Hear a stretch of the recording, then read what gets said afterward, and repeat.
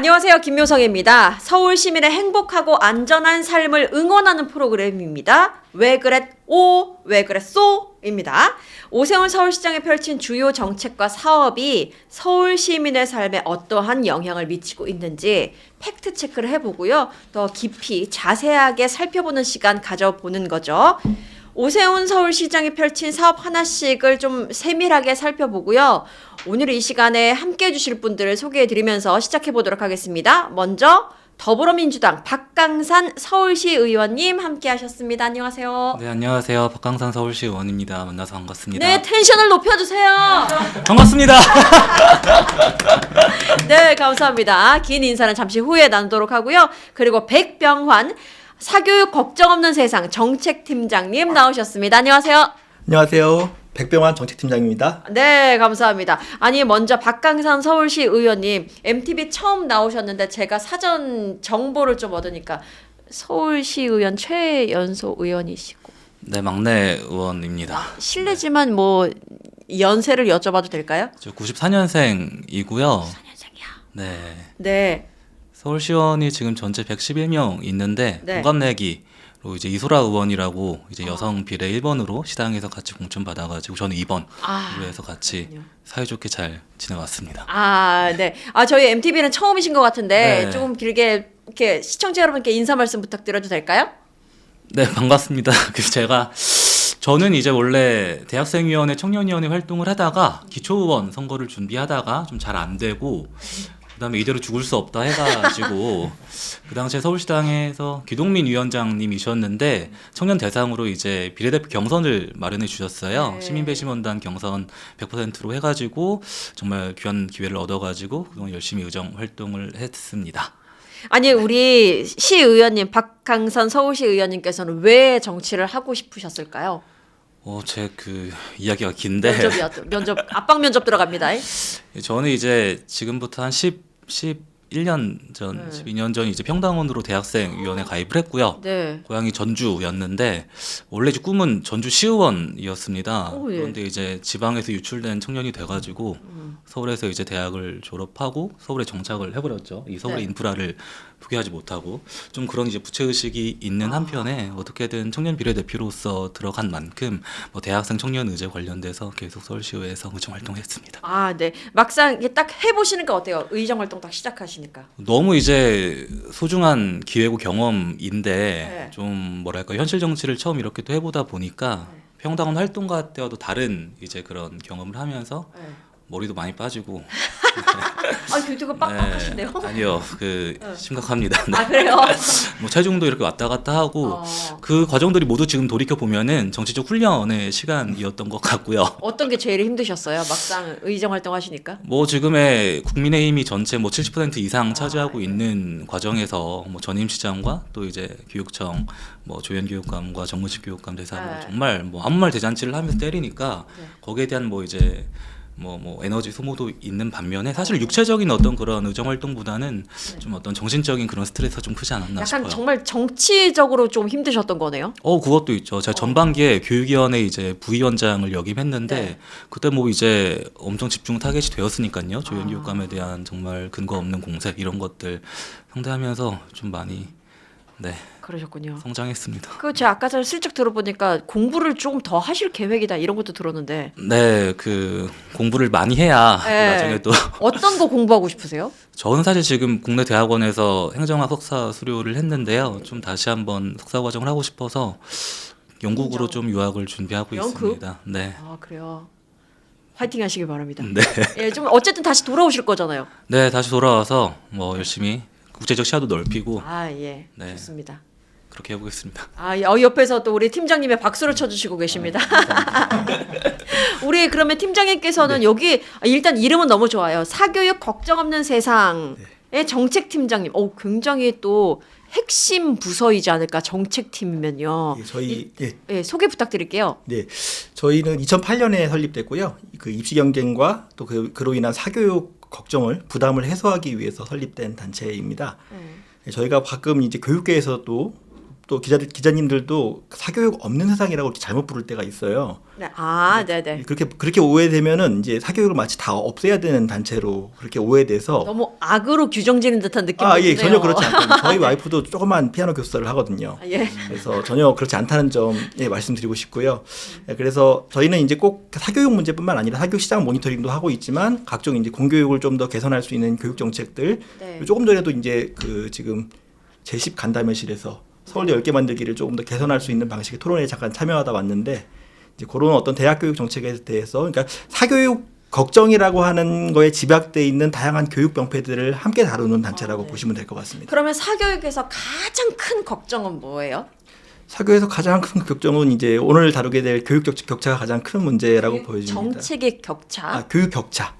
교육 격차. 예, 그게 결국 사교육으로 인해서 사실 사교육 의존도가 높아진다는 얘기는 뭐냐면 결국에는 이제 교육 자체가 이제 공적 기능을 상실하고 예, 이제 각자의 어떤 부모의 배경이라든가 이런 것들에 따라서 이제 예. 그 어떤 사회적 자원도 재분배되고 평생의 일자리도 규정되는 그런 부분들 좀더 때문에 심해지죠. 그런 게 우리나라의 어떤 양극화 현상들이 그게 고착화되는 예. 하나의 그 출발점, 뭐 근원에 있는 그런 지점이라고 생각해서 그 사교육 문제가 이제 그런 관점에서 반드시 해결돼야 한다고 보고 있습니다. 우리 팀장님은 사교육 어느 정도 받으셨어요? 학창 시절에? 저는 미술을 전공해서 아, 네. 학교에 내에서 다 그 예고 나와가지고요. 학교 내에서 그러세요? 이거는 단체 사람들도 모르는데 아무튼 여기서? 예고 나와서 그래서 그쪽만 사교육 안 받았고 학교 내에서만 진행을 했고요. 네. 네, 그렇습니다. 우리 의원님은 어떠세요? 저는 이제 앞서 말씀드린 것처럼 94년생인데 예. 사교육의 정말 당사자였었고 어. 또 제가 군대를 전역하고 나서 또 노량진에서 수험 생활을 또 했었는데 그때도 이제 사교육의 힘을 받았죠. 사교육은 끊이지 않아요, 진짜. 네, 그런데 이제 제가 좀 아까도 이제 사교육의 어떤 순기능도 잠깐 좀 얘기해 주셨지만은 뭐 이제 뭐 성인이 돼서 뭐 평생교육 차원에서 뭐 영어 공부를 한다든지 등등 이런 거는 되게 순기능이 있는데 어떤 그 입시 어떤 대학 서열화에 맞춰가지고 학생들을 이렇게 몰아넣는 거는 정말 문제가 큰 것 같습니다. 저도 지금 생각해보니까 사교육을 받고 있네요. 그 어플을 통해서 영어 공부하는 것도 사교육이잖아요. 그렇죠? 그렇죠. 사교육 현재 받고 계신 거 있으실까요? 혹시 순기능으로?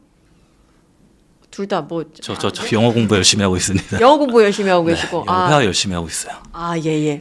하다가 최근에 포기해가지고 좋습니다. 이렇게 한번 그냥 가볍게 이야기를 해봤고요. 서울시 의회 중에서 어떤 위원회 활동하신다고요? 저는 전반기에 교육위원회 부위원장으로 활동했고 지금 네. 행정자치위원회에서 활동을 하고 있습니다. 지금 저희 서울런을 관할하는 평생교육국이 피감기관이에요.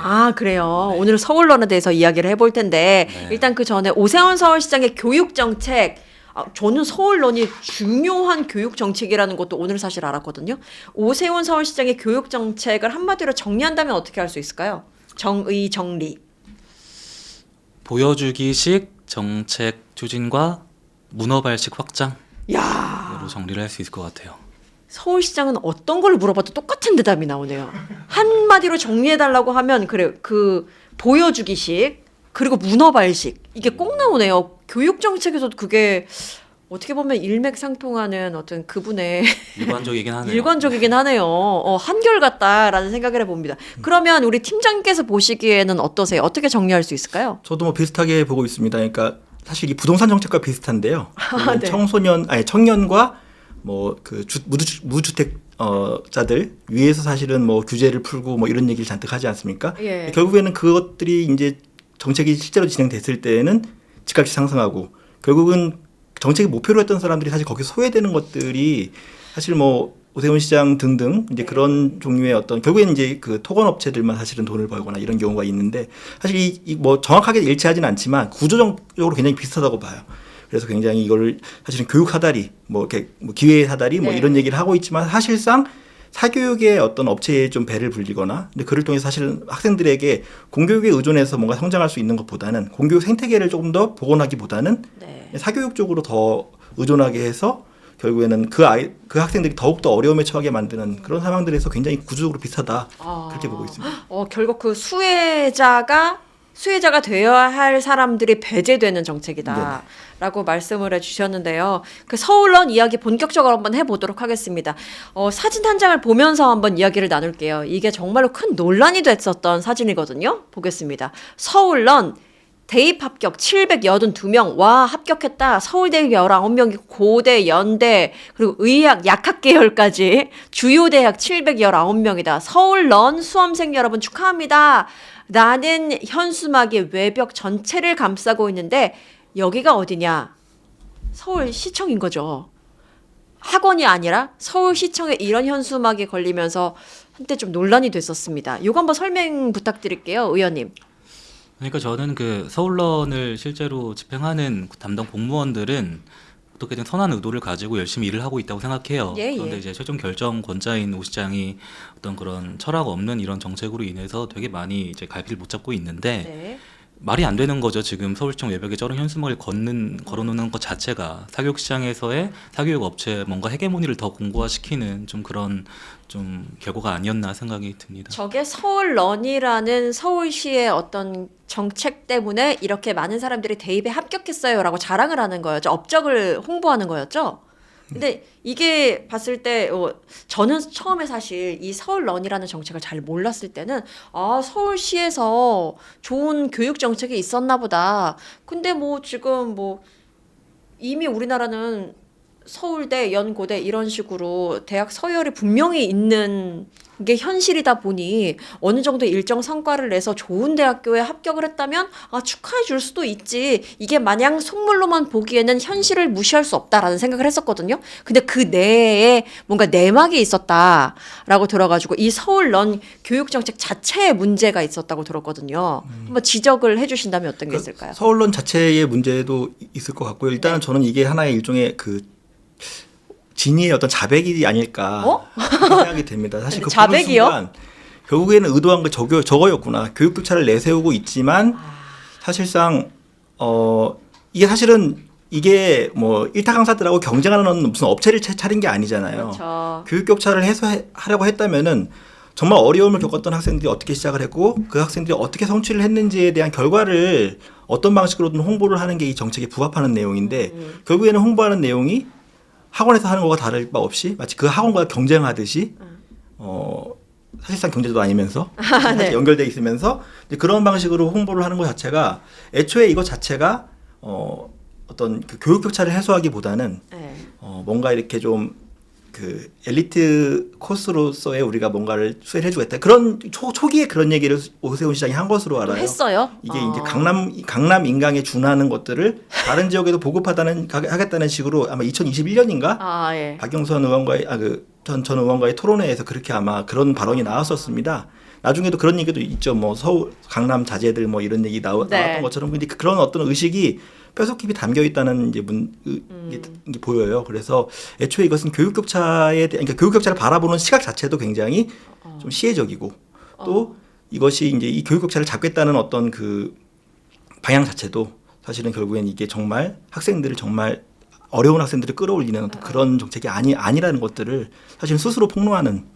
근데 사실 겉으로 표면적으로 주장을 했을 때는 서울런의 취지 자체가 교육 격차를 줄이겠다. 네. 그 목표는 뭐였어요? 그 목표가 교육 격차를 줄이는 것이 목표였는데 막상 또 서울시장이 이야기한 부분을 보면 뭔가 이렇게 퀄리티 강남 정도의 퀄리티와 조금은 잘한 애들을 좀 키우고 육성하는 뭔가 이런 식으로 약간 모순되는 점도 보이거든요. 어떠셨어요? 그렇죠. 이렇게 추진을 하는 과정 보시면서? 저는 아까 팀장님 말씀하신 그 어떤 자백을 한 것 같다라는 걸 너무 동의를 하는데 뭐 이제 취지는 뭐 이제 교육 격차를 줄이겠다라고 했지만은 결국 이제 오 시장이나 그 지금 서울시 공무원들의 이제 어떠한 성과 지표는 적어라는 말이죠. 네. 어떤 측정할 수 있는 무언가. 그런데 저게도 인과관계도 명확하지 않은 것이 서울론에 그냥 이거 뭐 계정만 가입하고 등록해 놓고 따로 이제 한 친구들도 있을 거고 정말 인과관계 맞지 않는 그런 지금 통계를 걸고 있는 거고요. 네. 또 이제 공공의 영역은 어떻게든 지금 입결에 따라서 이제 어떻게 보면 서연고 서성한 중경외시로 거의 학생들에게 주문처럼 외우고 있는 이제 그런 서열화된 그 구조를 깨야 되고 그거를 없애야되는 게 역할이 있는데 오히려 그걸 강화시키는 역할을 한다는 것이 정말 자기당착인 거죠.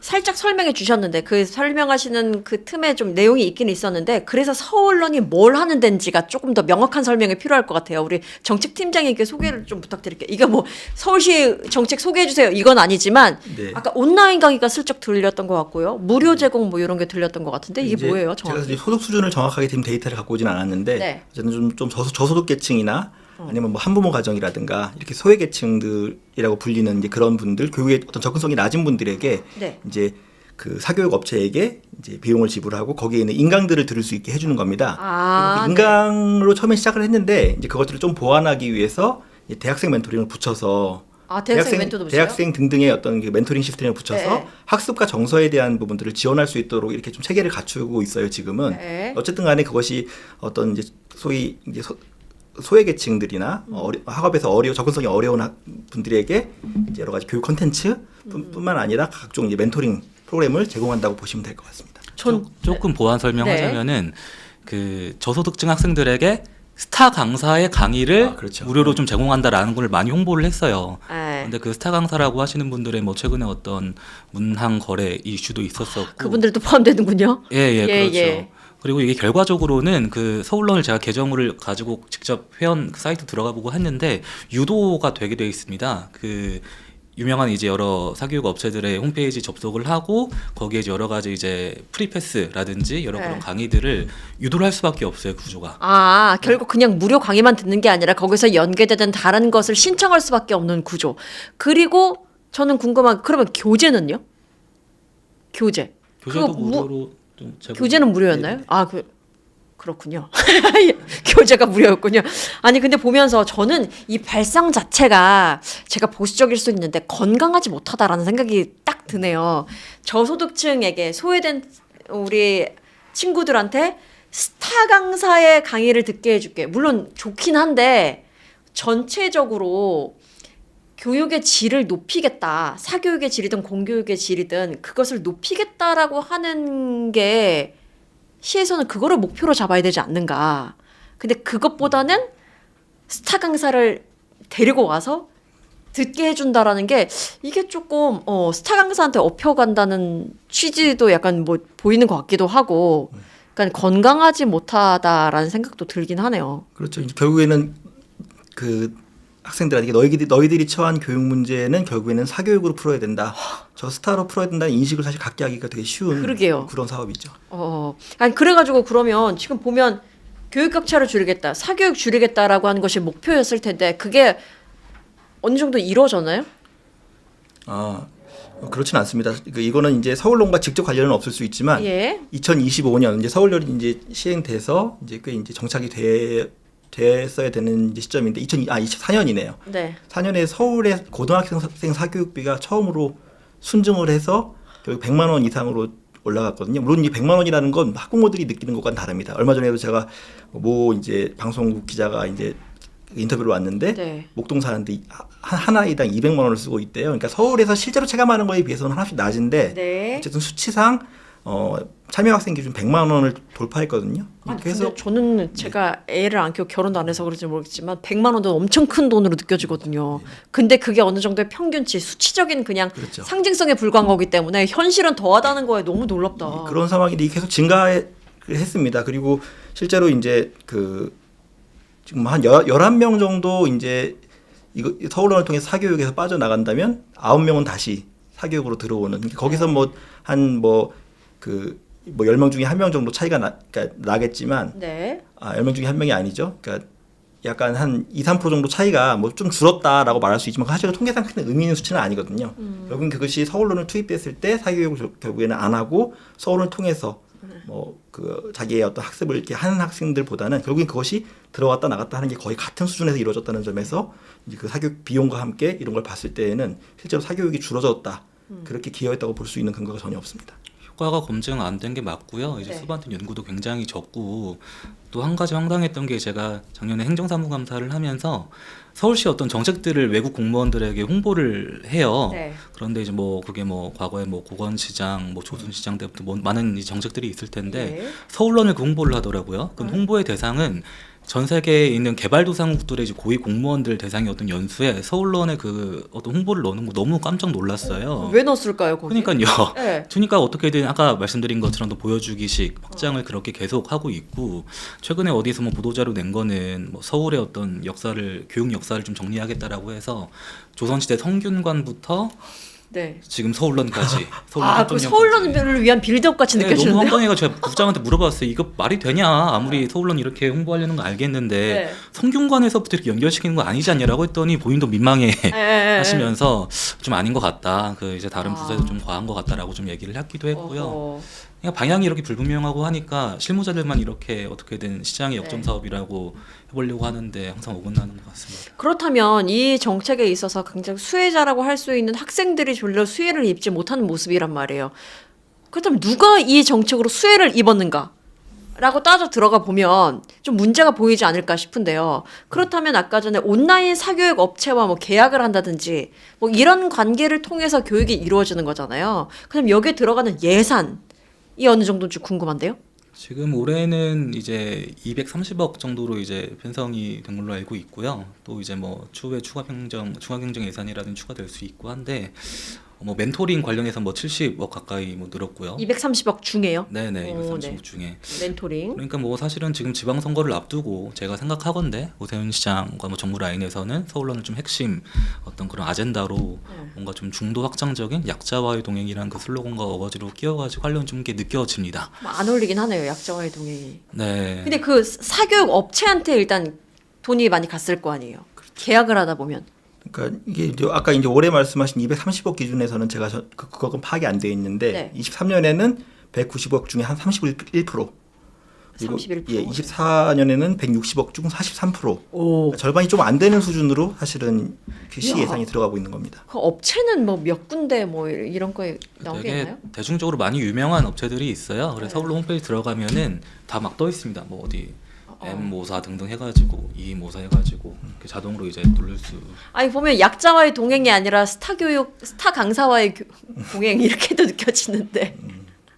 아니 진짜 와 그럼 전체 예산의 30% 많게는 40% 이상 이렇게 투입이 된다는 거에 누구를 위한 정책인지 다시 한번 의문이 생기는 그런 것 같습니다. 서울 시민의 사교육비가 줄어들긴 했을까 이렇게 보니까 사교육비 경감 효과가 단 1.8%뭐 이런 거 있어요. 효과가 제로라고 볼 수도 있을 정도의 미미한 숫자가 보이기도 하고 또 오히려 이용자의 9.3%가 서울론 이후에 새로운 사교육을 추가로 시작했다. 근데 아까 전에 의원님이 말씀해 주신 부분과 좀 상통하는 것 같은 게 이거 무료 강의를 들었는데 연결이 돼가지고 다른 걸로 뭐 더 수강을 하게 되는 그런 구조라면 당연히 이런 수치는 나올 법하다라는 생각이 드네요. 제가 이제 군대를 전역하고 예. 노량진에서 수험 생활을 이제 할 때였는데 각 그 여러 홈페이지에서 무료 강의를 한 뭐 10개라든지 5개라든지 제공을 해요. 예. 그것만 좀 약간 뭐 이제 어떤 학습 비용도 줄이면서 한번 보자라고 하고 다 영상을 보면요. 뭐가 드냐면은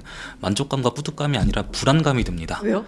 다른 학생들은 모든 이 전편을 다 이제 수강해서 공부를 하고 있을 텐데 그래서 결국 이제 프리패스라든지 이런 추가 결제를 할 수밖에 없는 네. 그런 유도하는 게 있거든요. 그래서 제가 계속 막 얘기했어요. 그 어떤 그 유도하는 그 결과를 좀 내놔라. 근데 이제 이런 지점들은 뭐 전혀 이제 반응하지 않고 있죠. 학부모들 반응은 어때요? 학부모들? 이게 사실 또 서울론이 좀 양가적인 감정이 드는 게 네. 분명히 그 어떤 효능감을 느끼는 학생들과 학부모들도 계시긴 계세요. 네. 어떻게든 아예 생각도 못했던 그런 접근이 좀 열리게 된 거니까. 그래서 제가 사실은 이제 교육위원회에 있을 때에 건강장애 학생들을 이제 위한 조례를 제정을 했는데 그 이후에 이제 관련 학부모 전화가 와가지고 서울론에도 똑같이 건강장애 학생들이 포함이 됐는데 근데 이걸 어떻게 좀 실무적으로 좀 진행할지 한번 전화해서 물어보니까 담당자가 아무것도 모르고 있다. 그러니까 아까 말씀드린 게 정말 문어발식 확장이라는 거죠. 어떤 네. 사회 소외계층이라는 명분을 앞세워서 실제로는 거기에 뒷받침될 수 있는 실무가 뒷받침되지 않는 상황에서 계속 좀 진도를 나가고 있는 것도 큰 문제인 것 같습니다. 아니 근데 보면 이거가 이런 문제도 있고 여러 가지 뭐 논란도 있었던 그리고 실제적으로 약간 뭐 소득이라고 해야 될까요?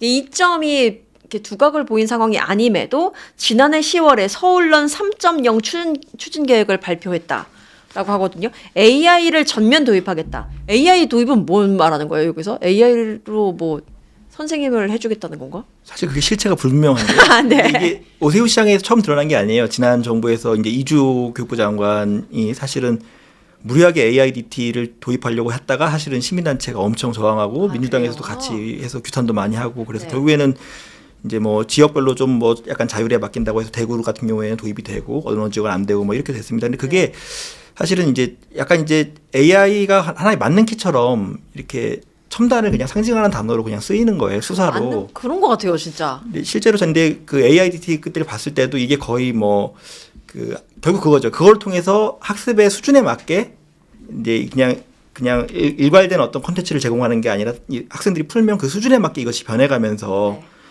최대한 그 맞춤형 어떤 그 수업들을 제공할 수 있다는, 결국 맞춤형 수업을 제공할 수 있다는 게 사실 AI 포인트로 내세우는 부분인데, 사실 이조 장관 그때 냈을 때도 굉장히 현장에서 이것들이 실제로 그렇게 구동되지 않는 부분들, 굉장히 많은 오류들이 있고, 결국에는 그리고 그것이 결국에 사람의 어떤 그 멘토링이나 이런 부분 그 교사의 지도 없이 그냥 그런 걸 했을 때 자동으로 막 학생들이 맞춤형 교육을 받을 수 있는 것처럼 꾸며내는 것도 굉장히 과장된 부분이고, 굉장히 좀 첨단으로 굉장히 이렇게 부풀려지긴 하지만 굉장히 좀 속빈 강정 같은 부분들이 있어요. 그래서 지금 이 부분에 대해서도 얼만큼 AI가 준비되어 있는지는 모르겠지만 사실 그런 흐름들, 불과 이제 그것도 1년도 안 된 얘기잖아요. AIDT 얘기도. 그렇기 때문에 이것들이 크게 개선됐으리라고 보기에는 굉장히 어렵다고 봅니다. 그래서 하나의 홍보 수단으로서 좀 차용되고 있는 그런 문구가 아닐까 생각이 듭니다. 네.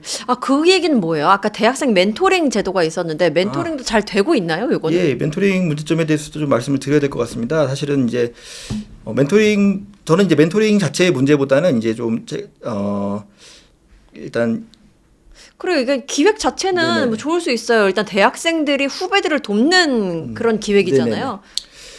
이거 자체는 좋아 보이는데 의원님 약간 하실 말씀 있는 것 같아요. 저도 실제로 뭐 청소년일 때 그리고 대학생일 때 이런 멘토링 프로그램 많이 해봤는데요. 사실상 굉장히 일회적인 성격이 강해요. 그래요? 끈끈한 유대를 쌓기가 힘들고, 그리고 제가 지난 행정사무감사 때 한번 지적을 해보고 자료를 받아보니까 뭐 논술 멘토링이라고 해서 뭐 그래도 나름 학교 대학에서 추천도 받고 해가지고 좀 구축을 한 것 같아요. 인력풀을 구축한 것 같은데, 그 뭐 저 때와 지금도 전 마찬가지라고 생각하는데, 그 논술 같은 경우에 뭐 자연 말고 인문 같은 경우에는 사실 답이 정해져 있습니다. 그러니까 주관식으로 글을 쓰는데도 불구하고 다 학원들에서 템플릿 같은 거를 제공을 해요. 서론엔 뭐 써야 되고 본론엔 뭐 써야 되고 거기 학생들은 이제 그 사교육에서 받은 걸로 막 이렇게 집어넣는 그런 시스템이어서 이런 것까지 멘토링을 하는 것 자체가 마찬가지로 어떤 대치동이라든지 이런 논술 시장을 더 헤게모니를 강화시키는 건데 이해를 할 수가 없습니다. 그리고요? 일단 이런 어떤 멘토링 시스템 자체가 사실은 뭐 질 관리나 이런 것들도 사실 굉장히 부실할 수밖에 없고, 멘토링을 또 얼만큼 잘 관리하느냐, 학생을 관리하는 멘토들을 얼마나 잘 선발하고 잘 관리하느냐도 굉장히 그런 시스템도 굉장히 좀 의심스러운 부분들이 있습니다. 근데 저희 지금 마침 단체에 그 학생들을 좀 서울론을 통해서 지도하는, 그러니까 학습 지도와 학습 멘토링과 정서 멘토링을 두 가지를 하는 그 인턴이 지금 들어와 있어요. 대학생 멘토링, 대학생 멘토가. 근데 제가 여기 간다니까 이 얘기를 꼭 해달라고 해서 제가 좀 가지고 나왔습니다. 그래서 일단은 이제 학습 멘토링 같은 경우에는 이게 굉장히 수강률이 저조합니다. 그러니까 이게 100%면은 평균이 한 70%밖에 안 돼요. 30% 정도는 수강이 안 돼 있는 상황이에요. 왜 수강을 잘 안 할까요? 실제로 이게 그 이유가 학생들이 실제로 이게 문제는 그겁니다. 예전에 코로나 때도 드러났지만 그냥 컨텐츠를 갖다 놓으면, 자 이거 첨단 사교육 그 일타 강사들이 하는 강의야, 갖다 주면은 그냥 알아서 떠먹을 거라고 생각을 하지만 사실 교육이라는 게 그렇게 내용만 주입한다고 되는 게 아니거든요. 어떤 이제 교사와 학생이 인격적인 관계를 맺으면서 그 관계 안에서 배우는 게 굉장히 큰데 그런 것들을 빼버린 상태에서 사실은 이제 그 제공되는 부분이 많습니다. 그래서 이제 그런 게 없던 학생들한테 이제 멘토가 배정돼서 들어가 봤을 때 실제로 거의 수강을 안 돼 있는 거예요. 근데 학습 멘토링 하는 친구들 같은 경우에는 그래도 좀 지도를 해주면 따라온대요. 그 내용들을 조금씩은 서울론을 통해서라도. 근데 정서에 어려움을 겪는 친구들, 멘토링 하는 친구들은 아무리 해도 이것이 이제 되지 않는 거죠. 그리고 그런 얘기를 합니다. 이게 사교육 강의가 따로 있지만 이런 학생들은 이거를 줘도 접근이 안 된다는 거예요.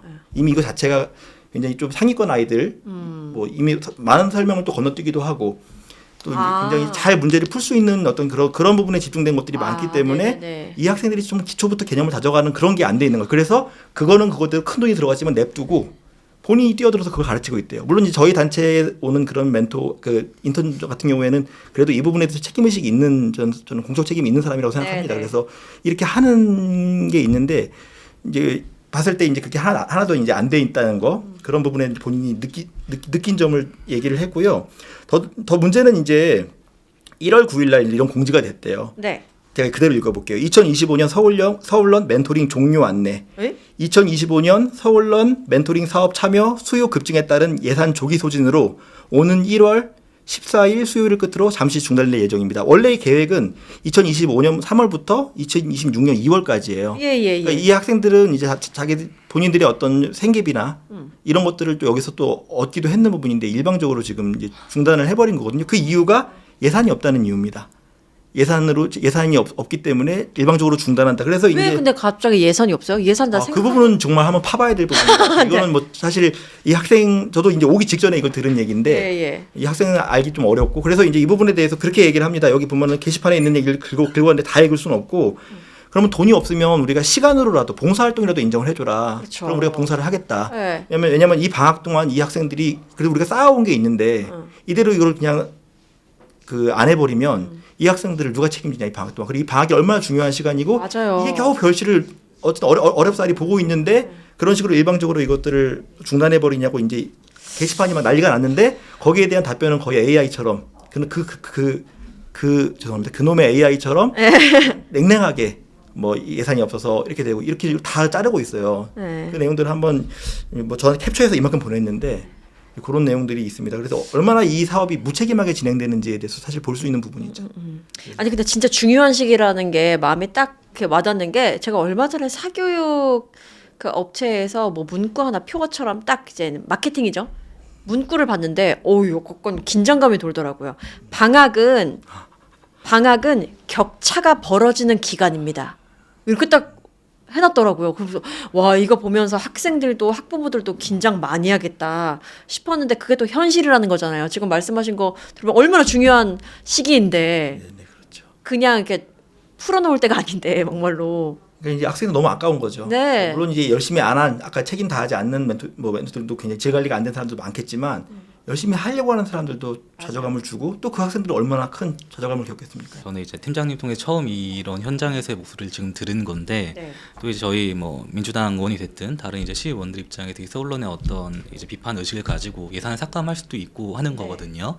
그런데 이제 이 처음 편성할 때는 이제 기조실에서 이제 우선순위에 따라서 하는데 이 프로그램을 통해서 아까 제가 양가 감정이 있다고 한 것처럼 분명히 효능감을 느끼는 학생들과 멘토들도 있을 텐데 네. 정말 그 정책 결정가들의 그런 이런 오락가락하는 행보로 인해서 이런 디테일적인 부분이 발생하는 것 같은 게 너무나 안타깝습니다. 그럼 의원님 어떻게 해요? 사실 양가의 감정을 느낀다고 하셨는데 분명히 이거에 이득을 본 친구들도 있고 네. 이렇게 전혀 뭐 잘 모르겠다라고 하는데 이건 어쨌든 정책이 지금 추진될 것 같은데 앞으로도 저는 좀 뭐 재연의 말씀을 드리면은 사실 저희 민주당 소속에서도 서울론에 대해서 긍정적으로 평가하는 국회의원들이나 시장 후보들도 계세요. 아 예. 약간 그리고 또 이 의제를 중도 확장적인 의제로 착각을 하셔가지고 또 정치 공학적으로 접근하는 경우도 있고 전혀 아니고요. 전면 재검토해야 된다고 생각합니다. 네. 이 사교육 업체와의 그 연결고리를 끊어내고 정말 그 사실 뒤에 좀 붙여진 내용들인데 평생교육 개념으로 그렇게 뭐 연계해서 뭐 서울시민대학이라든지 서울장학재단 이런 연계를 하는 방안이 맞지.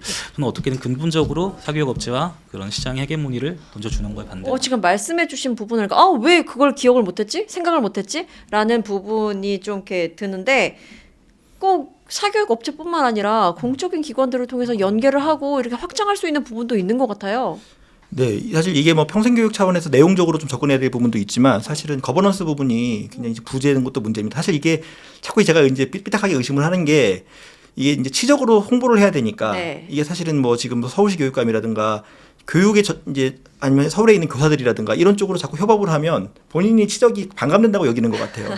근데 그게 아니라 지금 이후 교육 교차가 나는 문제에 있어서 그리고 학생들이 컨텐츠만 전달하고 끝이 아니라 사교육 컨텐츠만 주고 끝이 아니라 예산이 있다면 네. 서울시 교육을 조금 더 생태계를 복원하는 방식으로 할 수 있으려면 서울시 교육청이라든가 교사라든가 그래요. 학부모라든가 거버넌스를 통해서 갈 수 있는데 그런 걸 다 배제한 상태로 이제 그래서 제가 처음에 이제 이 현수막은 하나의 자기 폭로다, 네, 자기 네. 자백이다 이렇게 말씀드린 것도 그런 이유에서였습니다. 아무튼 뭐 이거 민주당에서도 좋게 보는 부분들도 있다고 하셨지만 이런 것들을 잘 이제 반면교사 한번 할 때에도 조금 더 교육 전문가들과 교육청과의 좀 잘 소통을 통해서 좀 실효적인 것들을 만들어갔으면 좋겠다는 생각이 듭니다. 네, 맞습니다. 이렇게 쭉 한번 서울론에 대해서 한번 이야기를 해봤습니다. 끝으로 우리 서울 시민 여러분께 하실 말씀 있으실 것 같아요. 마무리 멘트 좀 부탁드리겠습니다. 먼저 시의원님 부탁할게요. 그 못한 말들이 많이 있는데 한 가지로 좀 압축하자면은 민선 9기 때 확 달라져야 됩니다. 서울시와 서울시 교육청이 지금 협력 관계도 끊어져 있고요. 정말 복원해야 되고 시민의 피부에 체감할 수 있는 그런 교육 정책들 만들어져야 할 것 같습니다. 네, 우리 팀장님도 한 말씀 부탁드립니다. 네, 저는 경기도 도민인데요. 서울이 너무 중요한 것 같습니다. 직장은 서울에 있고요. 그리고 서울이 좀 좋은 투표를 좀 해주셨으면 좋겠다는 생각이 듭니다. 사실 이런 어떤 사실 부동산 정책도 그렇고 사실 교육 정책도 그렇고 좀만 들여다보면 사실은 이게 굉장히 기만적인 것들을 볼 수가 있는데 물론 이 서울 시민들 굉장히 또 현명하신 분들이 많기 때문에 좀 좋은 선택을 해서 뭐 서울론 같은 것들을 이어간다 하더라도 훨씬 더 발전적인 방향으로 그렇게 좀 이뤄갈 수 있는 그런 뭐 선거 이번 또 지방선거가 됐으면 좋겠다는 마음 전합니다. 네, 감사합니다. 왜 그랬어? 오늘 이 시간 여기서 마치도록 하겠습니다. 더불어민주당 박강산 서울시 의원님 그리고 백병환 사교육 걱정 없는 세상 정책팀장님 감사의 말씀드립니다. 고맙습니다. 감사합니다. 네, 이번에는 우리의 일상과 더욱 밀착해 있는 서울시 자치구들이 과연 제대로 일을 하고 있는지 좀 더 세밀하게 살펴보는 시간입니다. 이게 맞냐구입니다. 오늘 이 시간은 함대건 서울시장 청년위원장님 그리고 서울시 송파구의회 박종현 구의원님 함께하십니다. 안녕하십니까? 안녕하십니까. 아, 네. 우리 함대건 위원장님은 이제는 매주 시청자 여러분과 함께합니다. 오늘 다시 한번 각오 부탁드릴까요? 안녕하세요. 서울시당 청년위원장 함대건입니다. 오늘도 청년들과 함께 서울시 그리고 자치구들 어떻게 엉망인지 한번 밝혀보겠습니다. 네, 반갑습니다. 네, 저렇게 상냥하게 말씀 주셨지만 오늘 제대로 한번 파헤쳐보고자 내가 그 각오를 익히 들었습니다. 오늘 기대 부탁드립니다. 기대가 아니죠. 각오한 만큼 펼쳐주시길 바랍니다. 그리고 오늘 송파구의 구정을 탈탈 털기 위해서 나오신 분입니다. 우리 박종현 의원님도 오늘 좀 각오가 남다르실 것 같은데요. 카메라 보시면서 시청자 여러분께 인사 부탁드립니다. 네, 안녕하십니까. 송파의 내일을 고민하는 박종현 의원입니다. 송파의 보급형 이재명 출격합니다. 우와! 아니 근데 어떻게 지금 여기저기서 근데 다 보급형 이재명 그런 얘기를 해요 또 누가? 이재명 순환 버전 뭐 이런 것들이 다 있어가지고 네네. 오늘은 보급형 보급형입니다 저는. 네. 기초잖아요. 진짜 치열한 경쟁인 것 같은데요. 사실. 그렇군요. 어떤 점이 닮았다라고 생각하십니까? 워커홀릭이죠. 워커홀릭이다. 7시 전에 출근해서 일주일에 2, 3일씩 밤을 새고 그 아이고. 결과물이 이제 오늘 사실은 이제 일부가 이제 보고가 된다고 생각하시면 되겠습니다. 그렇군요. 그러면 우리 오늘 이거부터 가야겠는데요? 이 얘기부터 가고 마지막에 인사를 하는 걸로 하겠습니다. 돌아가시는 우리. 네네. 자, 그러면요. 근데 사실 처음부터 기운 빠지는 질문을 드려서 좀 죄송스럽긴 한데 네네. 서울시 의회뿐만 아니라 구의회 중에서도 국힘이 다수당이고 네. 민주당이 소수당인 곳들이 많아서 이 기초단체에서 너무나도 고생이 많다라고 하시는데 송파구는 어떤가요? 송파 같은 경우는 26분의 의원님들 계신데 네. 그중에 15분이 국민의힘 소속. 예. 그리고 원래 11분이었는데 한 분이 조국혁신당으로 가셔서 네. 10분이 되겠습니다. 10분이시군요. 어떻게 좀 이렇게 고군분투하는 게 몸으로 좀 체험이 되시나요? 처절하죠. 처절합니까? 그러니까 무언가를 만들고 이야기하고 바꾸고 싶은 마음들이 가득하지만 네. 그러나 쉽지 않죠. 왜냐하면 기초의회는 특히 숫자가 전부이기 때문에 어렵습니다. 그렇죠. 용산구도 마찬가지라고 들었습니다. 저희도 7대6. 7대6이요. 그래도 7대6이 약간 비등한 느낌이 드네요. 아니에요?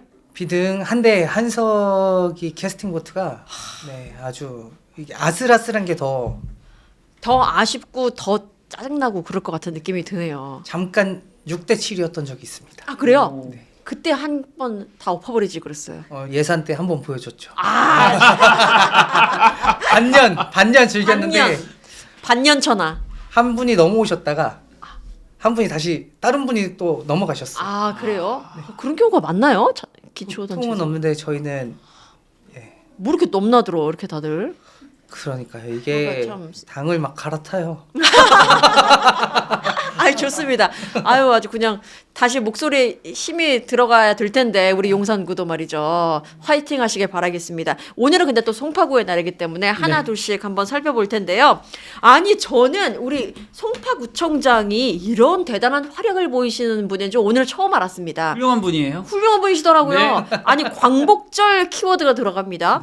광복절에 먹칠하다라고 저희가 강력하게 키워드를 잡아봤는데 2022년 광복절에 대단한 일을 저지르셨던데요? 네, 취임하고 얼마 안 지나서죠. 당시에 그 YTN을 중심으로 해서 뭐 우리 주요 방송국에 보도가 됐던 뉴스를 통해서 보도가 됐던 이 사건입니다. 기억이 납니다. 그렇죠. 현수막이었죠? 네, 현수막입니다. 광복절 기념 현수막을 보통도 거는데 보통 구청 청사에도 걸고 그리고 이제 주민센터에도 겁니다. 네. 거는데 거기에 광복절과 더불어서 건국절을 병기하는 이야. 기억납니다. 네. 송파구청 와 건국절을 표기했다. 네, 네. 대담한 분이죠. 대담한 분. 아니 근데 전 보면서 와 뭐 믿는 구석이 있나? 이 정도로 노골적일 수가 있나? 네. 사실 이게 그때 이제 윤석열 정권 때 건국절, 뭐 광복절 이것 때문에 이게 말도 안 되는 맞습니다. 이런 논란으로 번지는 일이 있었는데 아니 구청장이 현역 구청장이 바로 구청에다가 이런 현수막을 건다? 너무나도 대담하다고 느꼈었거든요. 지금 와서 생각해 보면 참 안쓰럽기도 합니다. 왜냐하면 이분이 송파에 정치적 지분이 전혀 없는 분이었어요. 네. 예, 원래 이제 뭐 다른 지역에서 구청장으로 나오려고 하다 컷오프 당하고 아예 후보도 못 되고 이런 과정을 거쳐서 송파에 딱 진입한 분인데 그러면 당시 정권 실세 윤석열 정권이잖아요. 네. 또 라인은 굳이 분류를 하자면 오세훈 라인으로 분류가 됩니다. 아니 또 그래요? 예, 그러다 보니까 시에서 일을 했었나요? 네, 시에서 일을 아, 했습니다. 그랬군요. 그러다 보니까 이제 뭔가 자신의 존재감을 뿜뿜하려면 네, 어느 세력이 기대해야 되는지를 정확하게 아는 분이죠. 아, 또 약간 그 바로미터가 바로바로 촉이 있는 확실합니다. 분이군요. 네, 네. 아, 그러니까 사실 송파구 힘든 데인데 여기 바로 그냥 또 네. 됐고. 심지어 이분이 경선 때 3등 했던 분이에요. 근데 어떻게 됐어요? 가점으로 됐죠. 아, 가점 어떤 가점이요? 저는 신인 가점인 걸로 알고 있는데 정확한 내용은 저도 모릅니다. 오. 저희가 그 당이랑은 별로 친하지 않아가지고요. 예, 알겠습니다. 아, 이게 성함을 말하니까 서강석 송파구청장. 네네. 아, 맞죠? 네. 아, 그리고 요거 보니까 공식 행사에서도 어처구니 없는 발언을 했던데요? 이제 광복절만 되면 이상한 걸 많이 해가지고 제가 낱낱이 잡아서 다 이제 5분 절 발언이라든가 구정질문 때 이야기를 좀 꺼냈습니다만 2022년에는 광복절에 현수막을 걸었고, 그렇죠. 건국절 현수막을 걸었고, 네네. 2023년에는 광복절 공식 행사 때 발언이 논란이 됐습니다. 맞습니다. 요게 이제 영상을 찾아보시면 제 유튜브 채널에도 제가 요거를 딱 캡처해서 걸어놓은 영상이 있습니다. 네네. 뭐라고 하냐면 우리가 일제시대 때 일제강점기에 우리가 나라를 빼앗긴 것에 대해서 예. 조선의 왕이 무능해서 나라를 갖다 바쳤다라는 식으로 표현을 합니다. 야, 일제에 나라를 갖다 줬다. 우리가 전쟁을 해서 뺏긴 게 아니라 무능력하고 무책임한 가장이 옆집에 힘세고 돈 많은 집 노예로 팔아버린 꼴이다라고 하는 아주 뭐 불쾌하고 도저히 받아들일 수 없는 그런 발언을 한 거죠. 와, 이분 지금 아직도 구청장 하고 계시잖아요. 아직도 하고 있습니다. 아니, 난 그게 놀라운 거예요, 진짜. 네. 와, 이분 요즘에는 좀 조용하시나요, 근데?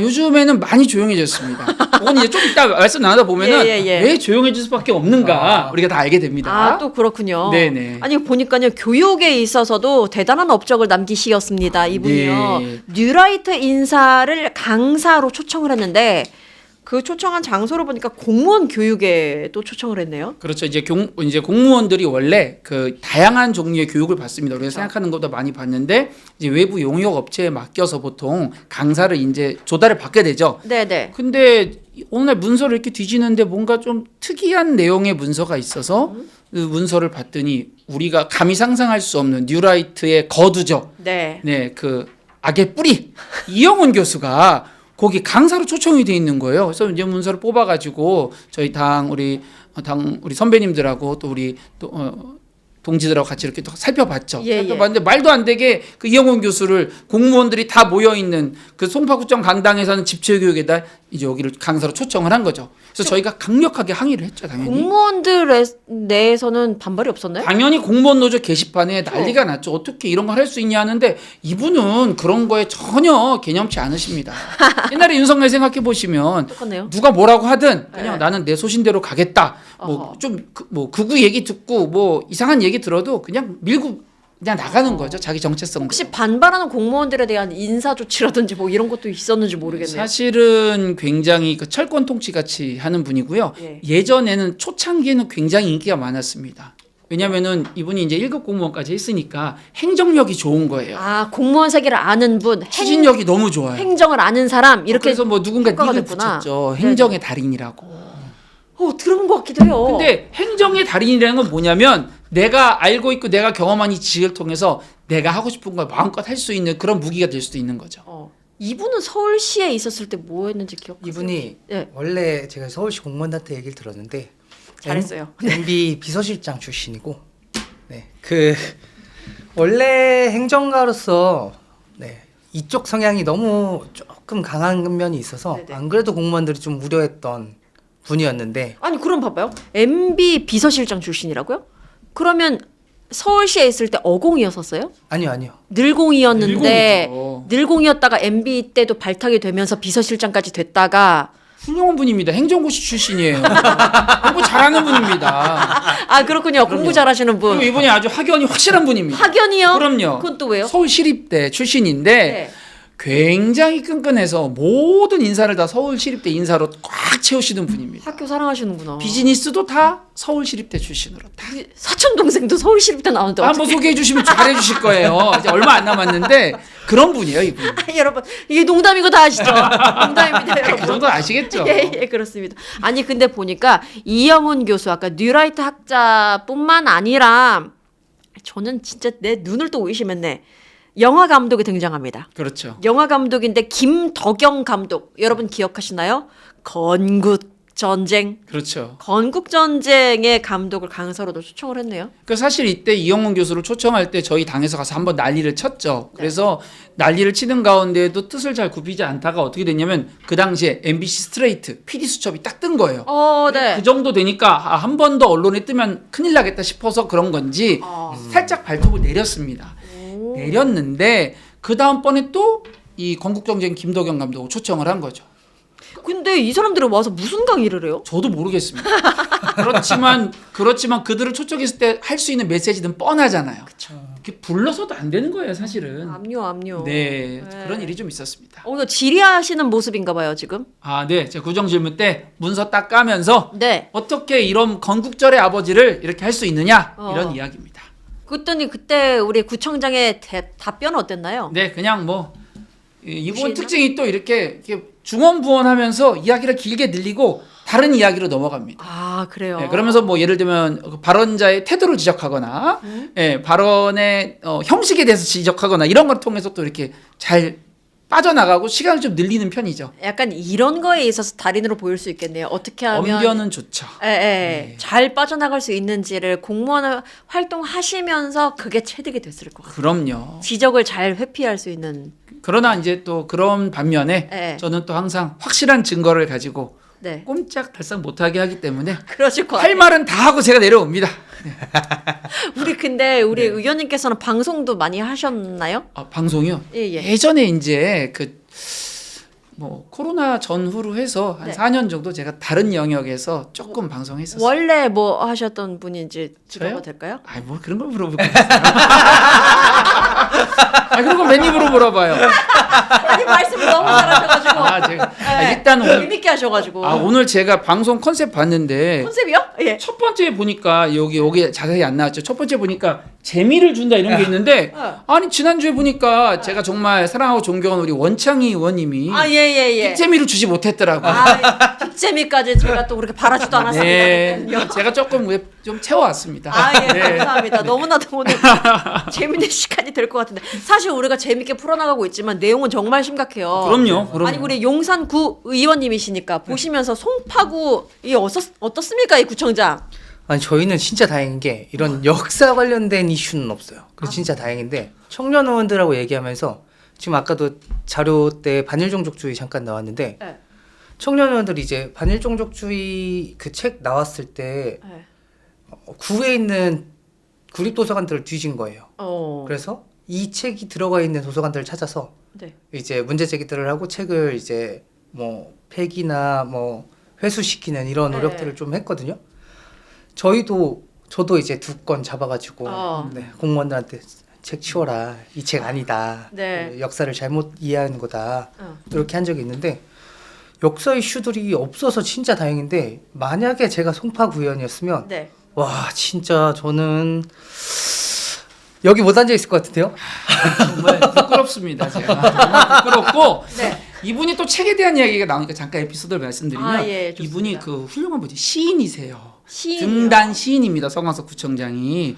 그래서 출판기념회 때 본인의 자전적 소설을 가지고 출판기념회를 했고 그 출판기념회가 굉장히 큰 문제가 되는데 그 전에 시집을 낸 게 있습니다. 시집. 자 그러면 우리 송파구에 있는 각 공립도서관들 있잖아요. 네. 자기 책들을 비치하는 거예요. 아, 근데 그 시집이 우리가 민망하고 눈 뜨고 볼 수 없는 그런 내용의 시들도 있어요.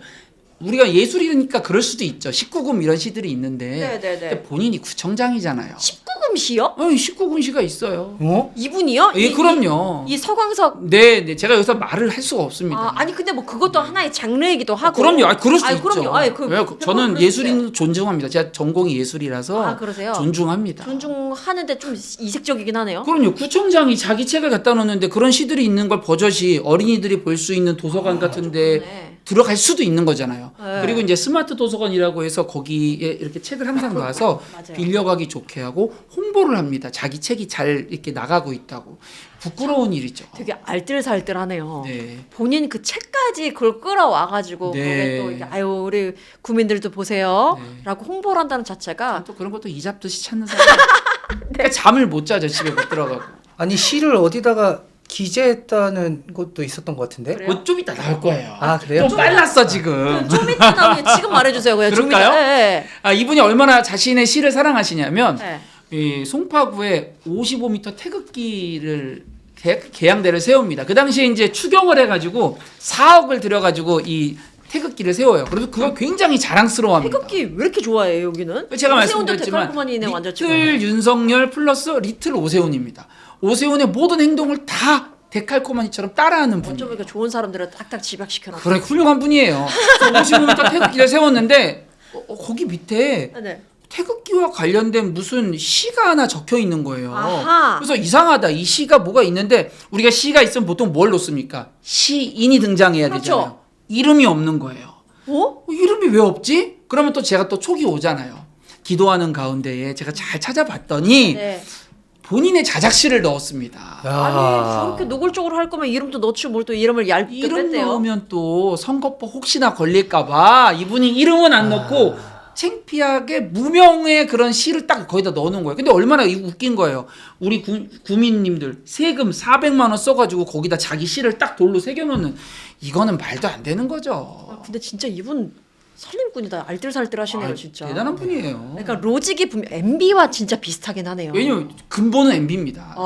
배운 건 MB한테 배웠죠. 로직이 분명히 다 자기 걸로 끌어오게 되는. 그럼요. 예, 왜 MB가 자기 호주머니로 들어가는 약간 이런 로직이 있었잖아요. 그렇죠. 제가 그런 것까지는 얘기 못 하겠고 확인된 사실만 얘기해야 되니까. 네. 예예예. 네, 아 뭐 그런 설이 있었다라는 정도의 맥락. 네, 수사를 하면 알겠죠. 근데 그건 제가 알 수 없는 건데 그건 알 수 없습니다. 예, 저는 그런 얘기를 한 적이 예, 없습니다. 알겠습니다. 아니 이거 보니까 이거 진짜 파도 끝이 없구만. 송파구청 대강당 이슈가 있습니다.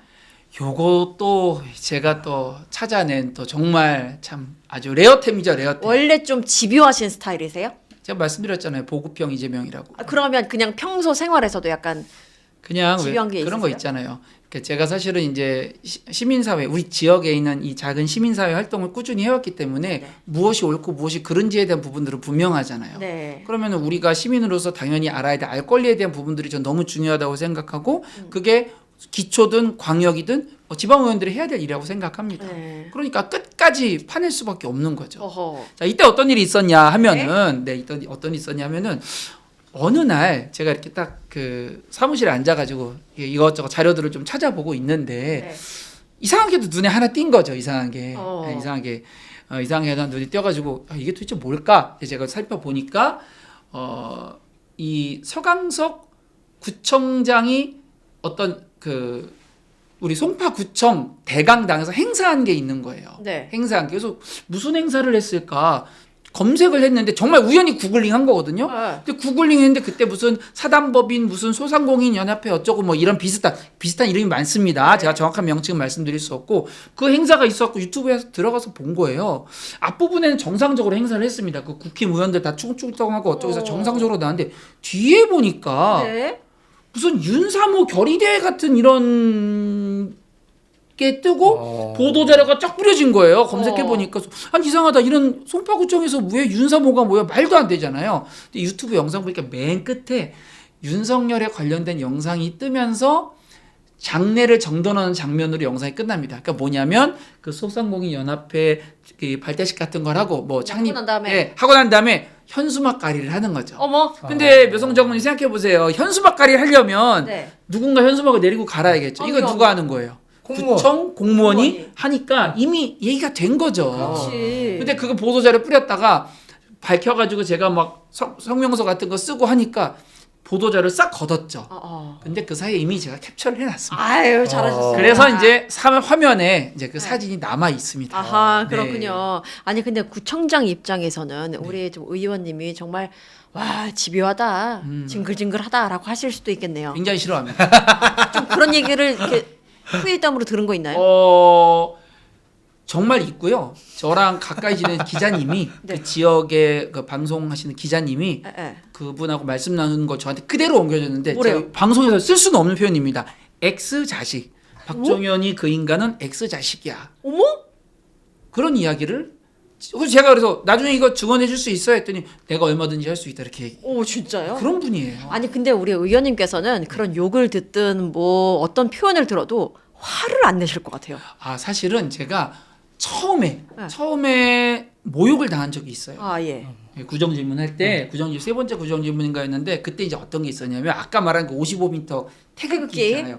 태극기를 이제 첫 번째 행사를 한 거예요. 23년도 3월 1일 날. 첫 번째 행사를 하고서 제가 길을 가다가 저희는 이제 소녀상에서 민주당은 행사를 합니다. 민주당이랑 시민사회가 소녀상 행사 끝나고 왠지 저길 가보고 싶은 거예요. 네. 우리 주님이 저를 발걸음을 인도하셔서 제가 스마트폰을 딱 꺼내가지고 가면서 한번 갔는데 아니 이상하게 태극기가 똑바로 이렇게 펄럭거려야 되는데 툭 하는 소리가 나면서 이게 끊어진 거예요. 뭐냐면 후크가 6개가 딱 있어야 되는데 네네네네. 후크 하나가 떨어진 거예요. 오. 불량인 거죠. 아 예. 그래서 그거를 거기서 떨어진 걸 영상을 촬영해서 제가 구정질문 때 보여준 겁니다. 또 바로 촬영하셨구나. 아, 저희 찍죠. 예, 말씀드렸잖아요. 예. 아유 너무 딱 어울리는 요즘 시대에 발맞추어서 활동하시는 네, 분입니다. 다시 예. 말씀드리지만 무평 이재명이라서 하시는 자, 그랬는데 이걸 가지고 구정질문 하는데 제가 그걸 가지고 얘기를 하니까 막 제가 그걸 가지고 뭐 봉이 무너진다 이런 얘기 한 적 없거든요. 근데 생각해 보면 깃발이 떨어지면 이거 교통이 마비되고 난리 나고 사고 날 수 있는 거잖아요. 예, 그래서 위험하다 이런 얘기를 했더니 그 봉은 절대 무너지지 않은 어느 업체의 무슨 뭐 봉이라고 얘기하면서 메르세데스 벤츠도 다 사고가 날 수 뭐 문제가 생길 수 있습니다. 뭐 이런 얘기를 하는 거예요. 네. 그래서 저한테 의원을 해서는 안 되느니 공식 속성에서? 다 공식 속상해서 다른 분들한테 가서 다른 의원님들께 좀 배우라고 한다고 뭐 이런 얘기를 저한테 하는 거예요. 월권이다. 아우 모욕을 당했죠. 저도 네. 그때는 굉장히 좀 화가 났는데 그래서 어떻게 그런 하셨어요? 일 몇 번 당하고 뭐 어떻게 못했습니다. 사실 제가 의정활동 4년 거의 꽉 채워가고 있잖아요. 네. 이 4년 동안 후회 없이 일했는데 약 하나 후회되는 게 있어요. 그때 모욕죄로 걸었어야 돼. 그러게요. 네, 그때 모욕죄로 걸었어요. 공소시효가 지났습니다. 아, 모욕죄 짧습니다. 그래요? 아이고. 다 알아보셨네요. 알아봤습니다. 알아봤습니다. 아이고 아쉽네. 아 그런 거 아쉽네요 진짜. 지금 걸 거 몇 개 남아 있으니까. 그 이후로도 그 사람이 그분이 뭐 모욕을 멈췄던 것 같지는 않아요. 전혀 크고 그렇진 작게, 않습니다. 예, 크고 작게 정말 욕된 그런 행보가 좀 있었기 때문에 네. 한번 좀 고민해 보시기 바라겠습니다. 일단 저는 아직도 그때 모욕에 대한 사과를 받은 적이 없어요. 그때 그게 너무 심하니까 네. 국민의힘이든 우리 당이든 다 난리가 난 거예요. 아, 네. 아 그래요? 의원에게 모욕을 했으니까. 그나마 다행이네요. 그래서 이제 그쪽에서도 막 그 되게 여러 가지 이야기들이 나왔는데 네. 이제 그럼에도 불구하고 국민의힘한테는 전체 의원한테 사과를 했고 저희 당에는 우리 다선 의원님들한테만 사과를 하는 방식을 썼죠. 그 와중에 또 모욕 당하셨네. 쿠션 그렇죠. 아 쿠션. 쿠션 사과라고. 예, 재밌는 분이에요. 근데 진짜 노골적이네요. 이분 또 유명한 사건 중에 하나가 지금 그분이 당원권 3개월 정지 징계를 받았습니다. 그분이 이미. 왜요? 자, 그 여러 가지 다양한 사건을 패키지로 해서 그 패키지의 절반은 제 몫이겠죠.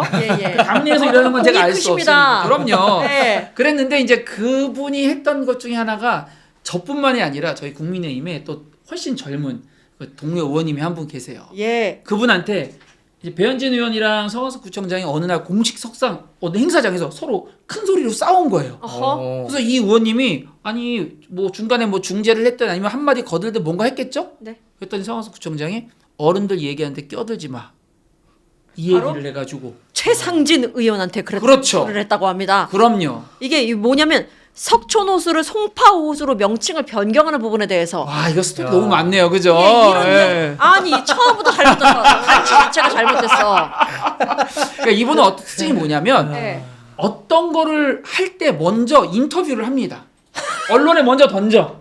그리고 의회 동의 같은 건 별로 중요하지 않아. 예. 그리고 조용히 추진하는데 그걸 또 저렇게 탁 파가지고 딱 얘기를 딱 던지죠. 네. 그럼 이제 국민의힘에서도 난리가 나고 우리 당에서 당연히 난리가 나고. 그래서 난리가 났던 사람이 그 배현진 의원도 지금 난리가 났었네요. 그때 났었죠. 석촌호수를 송파호수로 명칭 변경하는 부분에 있어서 어떠한 공론화 과정도 거치지 없었어요. 않았고 일단 먼저 퍼트린 다음에 그렇죠. 그러니까 배현진 의원도 난리가 났었겠고 당연하죠. 그러면서 고성이 오갔었고 네. 이 가운데서 최상진 의원이라는 국민의힘 소속 청년 의원이네요. 네. 이분이 뭐 말씀을 하니까 여기서 서강석 구청장이 어른들 이야기하는데 애가 끼어들지 말아라. 어른들이 얘기하는데 껴들지 말아라. 이제 이런 식으로 얘기한 거예요. 네. 갑자기 저기가 생각나는데 뭐요? 나경원 의원이었나요? 뭐죠? 초선 자 이분은 초선은 가만히 있어. 이분은 초선 이런 거랑 또 될 게 아니에요. 이분은 구의원은 7급 공무원보다 못하다 이런 식으로 실제로 얘기를 했어요. 대단하시네. 그 얘기가 전해지는 그런 전설적인 분입니다. 대단하시다. 전설이라는 거는 한번 이렇게 하면 다시는 나오지 말아야 되는 거겠죠? 전설은 전설로 남아야 되는데 곧 말이죠. 끝납니다. 예. 아, 저 송파구청장에 대해서 누가 이렇게 관심을 많이 가져주겠습니까? 그럼요. 제가 정말 사랑하고 존경하는 분이에요. 이분이 없었으면 제가 이렇게까지 일하지 않았겠죠. 거의 뭐 수상소감인데요? 제가 상 많이 받았습니다. 아, 그래요. 저는 외부에서 받은 상이 아니고 그런 건 한 개도 없고 네. 내부에서 송파구청 공무원 노조에서 주는 상. 어머. 그다음에 송파구의 언론 송파타임즈라는 언론인데 거기에서 주는 상. 저는 이렇게 송파구 내부에서만 상을 아유, 받았어요. 내부에서 인정받는 게 일단은 우선순위죠. 공무원분들도 네. 그 수상한 그 저기 상표에 보면 그런 내용 나와요. 청렴을 위해 정의를 위해 헌신했다 이런 얘기 나옵니다. 저는 그 상이 어떤 상보다도 더 자랑스럽고 너무 좋아요. 근데 좀 방송 많이 나오셨으면 좋겠네요. 많이 불러주세요. 네. 제가 부를 수는 없어가지고. 네. 알고 계시죠?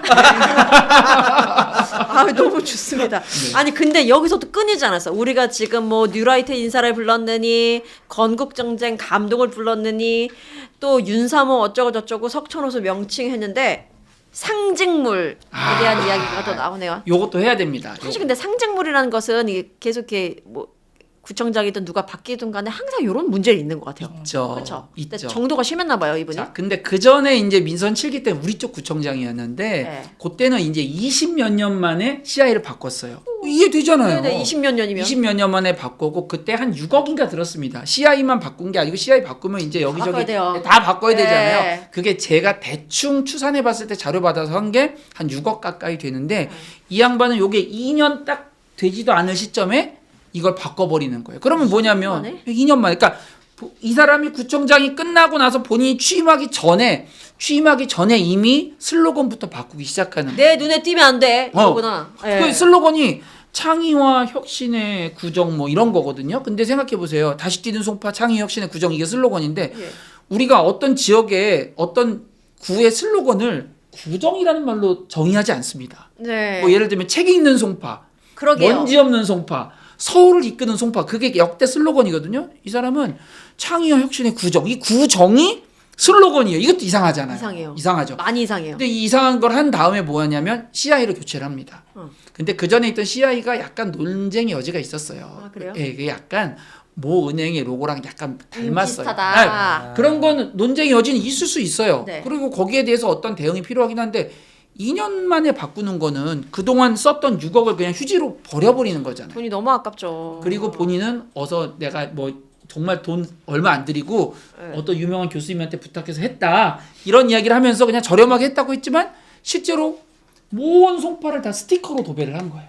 덧방 스티커. 네. 스티커 붙이면 어떻게 돼요? 떨어지잖아요. 네네. 온 송파가 지금 너덜너덜합니다. 임시방편이죠, 그러면. 그렇죠. 네. 그리고 뭐 그때 이제 그 상징물 중에 또 중요한 게 뭐가 있냐면 다른 상징물은 뭐 다 제가 그냥 용납하겠어요. 근데 저희 구화가 원래 개나리였습니다. 네. 개나리가 지금 전국에 있는 상징꽃 중에 가장 많은 것들 중에 하나예요. 네. 개나리가. 그러니까 우리 꽃이고 하니까. 네. 그런데 이 개나리를 뭐로 바꾸냐면 왕벚꽃으로 바꿉니다. 네, 왕벚꽃. 일단은 벚꽃 들어간 것부터가 꼬로만 이상하잖아요. 네네. 제가 그때 조사를 했는데 전국에 벚꽃 우리 대한민국 국민이라면 누구나 벚꽃을 좋아는 하죠. 그러나 예쁘니까. 벚꽃의 역사성도 알고 있잖아요. 일제가 우리나라를 수탈하던 시기에 들어와서 상징적으로 그리고 놀이 문화를 많이 유흥 문화를 많이 일으키려고 축제를 네. 만들면서 벚나무를 쫙 심었거든요. 그 벚꽃이 어떤 종류냐면 소메이 요시노라고 하는 일본산 품종이에요.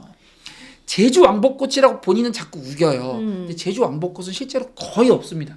가로수에 어떤 단체는 조사를 했을 때 0.01%라고 말하고 네. 이제 부분으로 하면 예를 들면 여의도 이런 데 조사하면 95%가 다 소메이 요시노예요. 아, 그래요? 일본산이에요. 네. 굳이 이거를 왕벚꽃으로 바꾸는데 최근에 왜 왕벚꽃으로 바꿨는지 자기가 연설을 하면서 얘기해요. 개나리는 차마 나리가 되지 못해서 개나리다라고 하는 이상한 말을 합니다.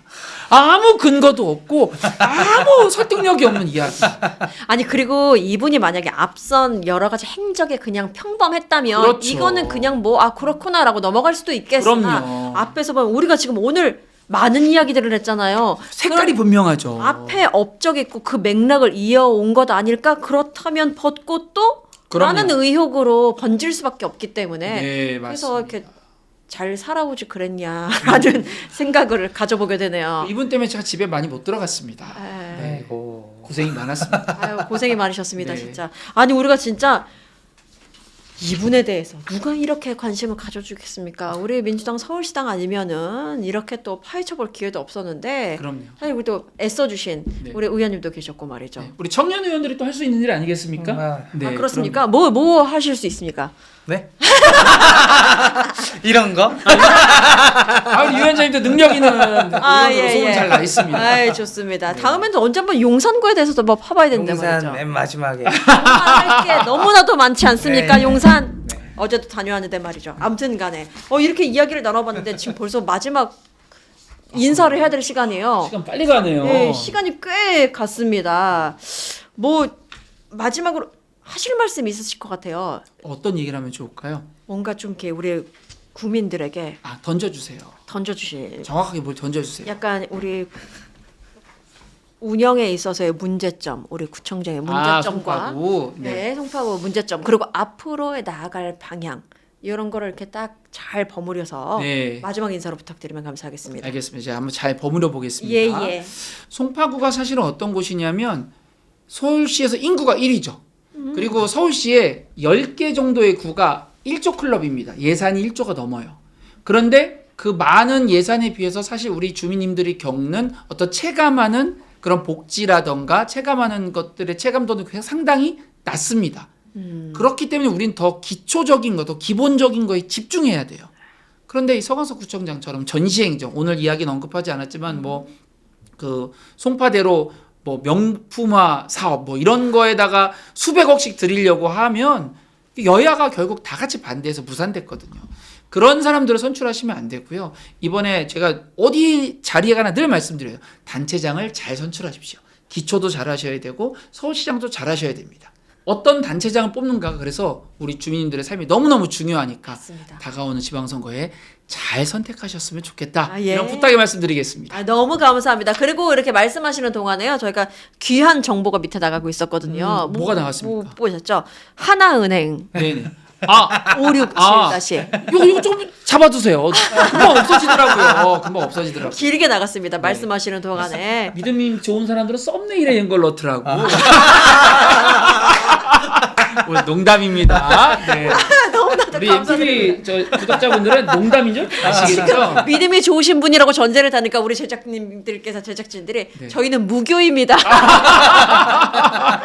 아, 네 감사합니다. 오늘 너무 즐거운 시간이었습니다. 다음에 네. 종종 좀 나와주시길 부탁드립니다. 언제든 불러주시면 네, 근데 나오겠습니다. 저거 너무 송파구 콘텐츠로만 한정돼 있어서 좀 거듭 모시기는 조금 거시기 할 것 같긴 한데. 제가 서울시도 몇 개 했죠. 청년 안심 주택 이런 거. 예, 그러세요? 송파에 있으니까. 네. 그러네요. 그게 거기에서 터진 거고 이거를 바닥에서부터 길어 올려서 청년들을 조직해주고 네네. 아직까지도 대응하고 있는 건 저밖에 없습니다. 그러네요. 우리 제작진들이 참고하시면 한번 좋겠습니다. 참고하시면 오세훈 아저씨의 그 예. 만행들도 제가 여러 가지 패키지로 가지고 있습니다. 근데 이런 말씀을 너무 빙그레 웃으시면서 하시면 훌륭한 분들이에요. 정치력을 상승시켜준 훌륭한 분들이에요. 네 좋습니다. 불끈불끈하게 만드셨죠. 그럼요. 화르르 타오릅니다. 네 오늘 옆에서 잘 웃으시느라 오늘 고생 많으셨습니다. 우리 오늘 어떻게 재미있었어요? 후딱 끝났어요. 꿀타임이었습니다. 오늘. 네 오늘 방송 여기까지 하도록 하겠습니다. 너무 귀한 시간, 재밌는 시간이었고요. 저희는 다음 시간에 또 재밌는 이야기로 여러분을 찾아뵙도록 하겠습니다. 고맙습니다. 고맙습니다.